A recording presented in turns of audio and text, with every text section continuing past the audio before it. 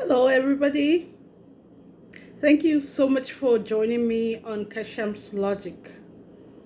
On my logic, I try to give tips to make relationships more meaningful. It's my logic or my 2 cents. So today, I want to talk about fighting in a relationship. Fighting is a good thing.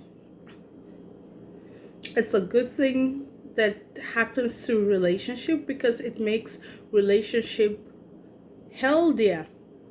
You know what happens is that in during a new relationship, when couples meet, there's no fighting. They're still on the honeymoon stage, so everybody is observing the other partner with keen interest. They're taking stock of all their shortcomings, all the weaknesses, all the negativity. They're taking stock, but because the relationship is new, they wouldn't like to talk about it. But it doesn't mean that there's no issue. It means that they're just being kept for now. So it means then that arguments and fighting is inevitable. It's gonna come. And when it comes, it's good to embrace it and to use some of the tips I'm gonna give you to make sure that the fighting becomes productive and meaningful and useful. So when I'm talking about fighting in a relationship, don't get me wrong. I'm not talking about violence, physical fighting or violence or abuse of any kind. No, I'm talking about arguments that are intense discussion with the aim of making the relationship become better or improving it, and also for the individuals involved to also become better. So one thing you need to know is that if excuse me, if your partner doesn't care about you, they're not going to waste their time arguing with you. If they don't see a future with you, they're not going to bother to talk to you about things they believe you can change in your life or in the relationship so that the relationship can be better. People who don't care, who are not going to be there for a long run, they just notice and say, well, that's her business or that's his business, because they don't see a future with you. So if there's an argument, it means that party cares to a large extent to try and see how they can make it work. I know some people don't understand the rules of fighting, if I would say, in a relationship, so they might go about it the wrong way. But you listening can be the better person to channel the energy to positive or productive. Fighting makes you understand each other better, because whoever is coming up with a fight means there's something in them they want to talk about, they want to express. If you listen carefully, you'll be able to understand what the problem is, and you'll be able to have a deep discussion so you can work things out. And by doing that, it's going to reveal your partner, because relationship is like onion. You peel layers and layers. So for every fight, you're peeling out a different layer. Every fight, you're peeling out a different layer. Sometimes the fights are over very little things, but things that to the other partner, it's big. The other partner might think, oh, what's wrong in me doing that? But arguing or fighting strengthens your bond. It shows that you care about each other. It also brings relief, because the person who is trying to express themselves will be relieved that, oh, okay, I'm heard. She or he knows this issue bothers me. And even the person who gets to hear what the other party is talking about, they will also be relieved in the sense that, oh, I didn't know that this is how he sees my action all this while. I'm happy he or she can finally open up to me. So take it, fighting in a relationship is good, except for physical fight. Now, I'm just going to run down on the tips to make your argument or your fight productive.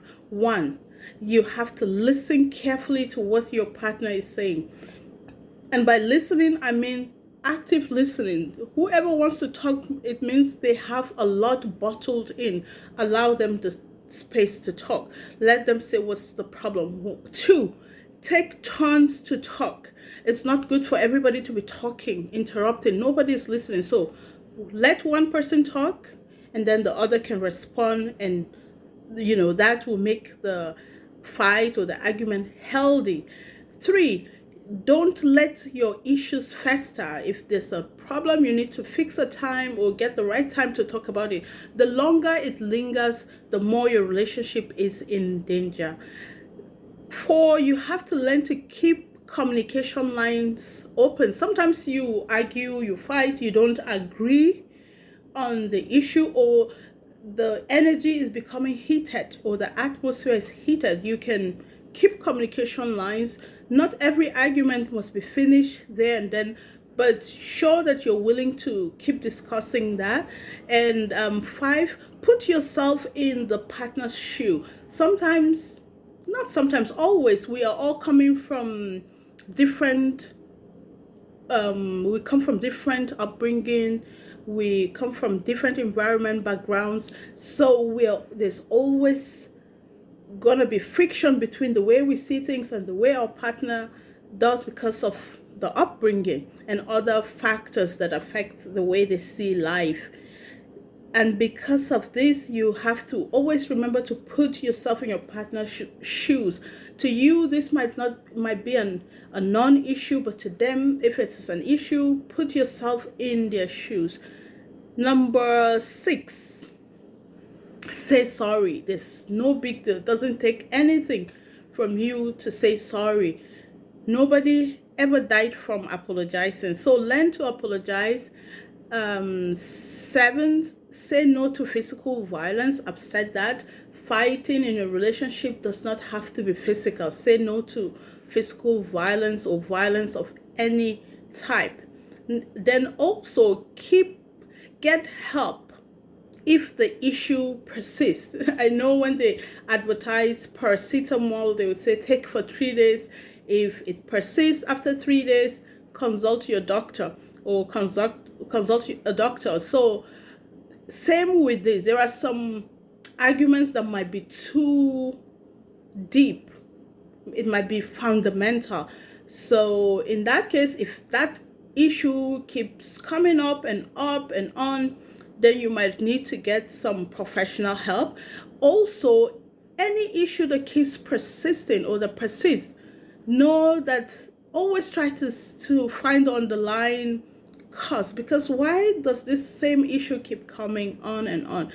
So one other thing you can do is to be respectful. You might not agree with your partner, but when you're respectful, they know that you've heard them. You can say, I'm sorry, I'm finding it difficult to understand where you're coming from. I'm finding it difficult to understand the issue, but I believe with time, I would get to that point where I can understand this issue that is eating you deep inside. Be respectful. Also, remember during argument that you are on the same team.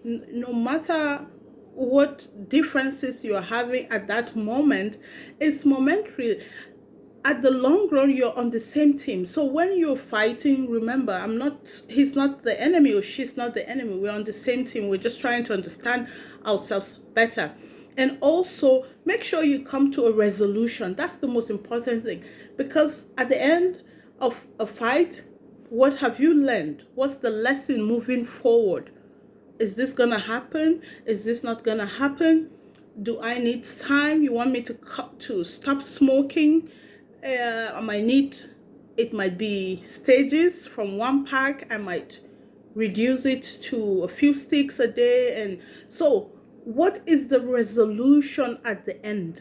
If there's no resolution, it means that it's likely gonna happen and happen and happen. So make sure that every time there's a fight, there's always a resolution. And if you follow these tips of being respectful, leaving communication lines open, taking turns to talk, listening attentively or carefully or undivided, active listening, that's the word I'm looking for. Remember to say you're sorry, say no to physical violence of any kind. If the issue persists, get help.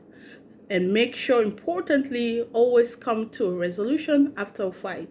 So thank you so much for watching. Please let me know your thoughts in the comment section. Don't forget to comment, and also share. See you next time. Bye.